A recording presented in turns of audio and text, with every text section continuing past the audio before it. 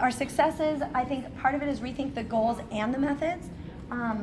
We took decoding out of JQuest. One-on-one works a million times better. I'm happy to talk more about that, but group learning how to decode is super boring. We all know how horrible it is when one kid's trying to sound something out and the other kids are like, so one-on-one, but you have to do that. You have to take the time to sound it out, and it's slow and it's laborious. But do all the other kids have to sit through it, So one-on-one, I think, works better for many, many reasons. This is a much better approach for our teachers, because a lot of our teachers are great teachers, but they're not so great at teaching Hebrew. And so this way it takes that mostly out of their hands, except for the stuff that they can do. They can incorporate Jewish life vocabulary. They can include a letter of the week. We have specialists who do Hebrew through movement. I lead tefillah, or our other clergy lead tefillah. So the Hebrew learning is stuff that works for them. Also, we have more time for other things. Hebrew is infused into everything that we do. Sarah Benor talks about a language infusion. She calls it ethno-linguistic infusion, which is where the language is infused into everything you do. So rather than it being like, now it's 45 minutes for an hour for Hebrew, it's like Hebrew's in it already. So now we can do all the other great things that we want to do. We just have more time for all this other stuff. We also don't spend 5 years learning how to read Hebrew. We take 12 weeks, 12 hours. It's not actually that hard.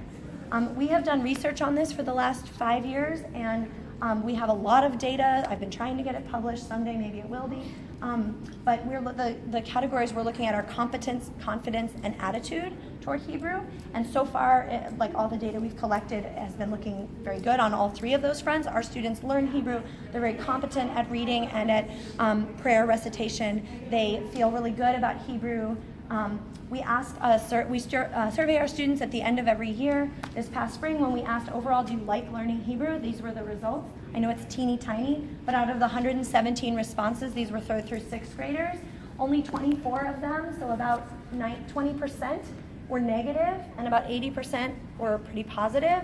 I feel like this is huge. I'm sad about the 20%, but I think in our old model, it was the opposite. I think 20%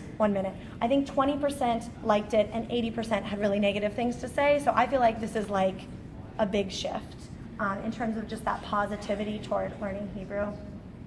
Quick ongoing challenges. We had a lot of community buy-in early on because we were going through this change process.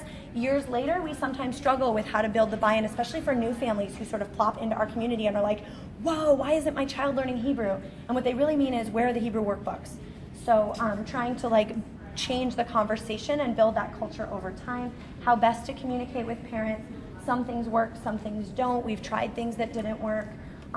Integrating Jewish life vocabulary doesn't come naturally to a lot of teachers, so that's been something we're working on. A few other things, I'll put them all up here. Know your community, don't be afraid of change.